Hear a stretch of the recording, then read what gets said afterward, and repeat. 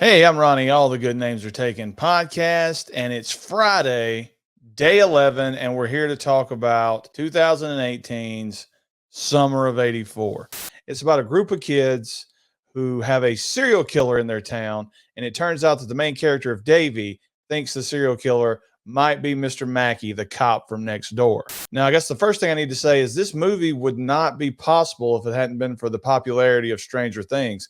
This movie shares a lot of the same qualities that a Stranger Things does. You have a group of friends set in the 80s. Stranger Things is all about Dungeons and Dragons. These kids love to play manhunt in the neighborhood. And to be quite honest, this neighborhood is everyday USA. It's what somebody imagines where they'd want to live and grow up as a kid in a community in a neighborhood like this that looks like a ton of fun. The movie quickly establishes Davy, the main character, as sort of like a conspiracy theorist, aliens, Bigfoot, all that stuff. So it's a situation where the parents might not believe everything he says. He has a crush on the girl next door, and they get into that. A lot of the friends have situations, sort of like Stand By Me, where they got situations at home or situations with themselves.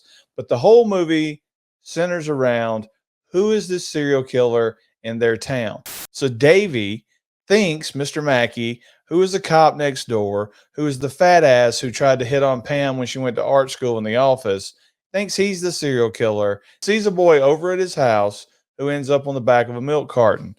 Do they still do the missing people on the back of a milk carton?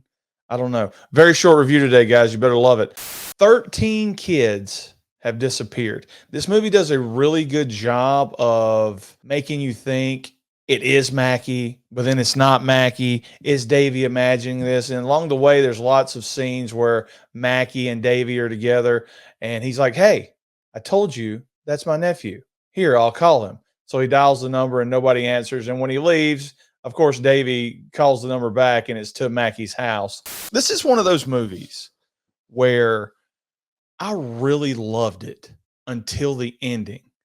And then I think the ending may have brought the movie down for me a whole lot, but I can see where a bunch of horror fans love the ending of this movie because it gets really, really grim really fast. The movie culminates with Mackey catching the serial killer, which leads to Davy and the group going into his house when he's not there. They find a dead body and the body of somebody who's alive.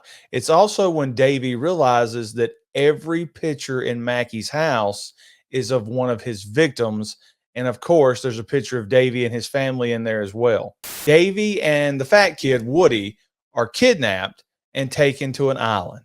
And this is where Mackey explains that they're going to play a game called Manhunt. So this is really where the movie turned a corner for me because Mackey tracks the boys. He cuts the Achilles of Davy and then slits the fat kid's throat really slowly, killing him. And then with a chance to kill Davy, all Mackey does is explain, "You ruined this for me. You ruined my whole plans, and I'm going to leave you alive because I want you thinking every second of every day for the rest of your life that I may pop up and kill you or your family." And he just leaves him alive. And it's just a very depressing end. Why couldn't he leave both kids alive? They had to kill the fat ass, which reminded me of that scene from Mr. Show where the monks take on the fat kids camp, and one of the monks, David Cross, has to slit the throat of a fat kid. That was pretty funny. But the movie ends really, really hopeless and dark with Davy doing his paper route. And as he does his paper route, he sees Woody's house is for sale. He sees the girl that he had the crush on moving out of town with her family. He sees his other two buddies like tearing down the tree house that they hang out in, and a newspaper headline that says that the serial killer is still at large. And that's summer of 1984. A lot of people love this movie. I love this movie up until the kid got his throat slit. It might be because I'm getting older. I don't know. I can appreciate a grim, dark ending, but here I thought it should have been an ending where all the kids lived, and you could still have the ending where the killer's out there and he may get them one at a time.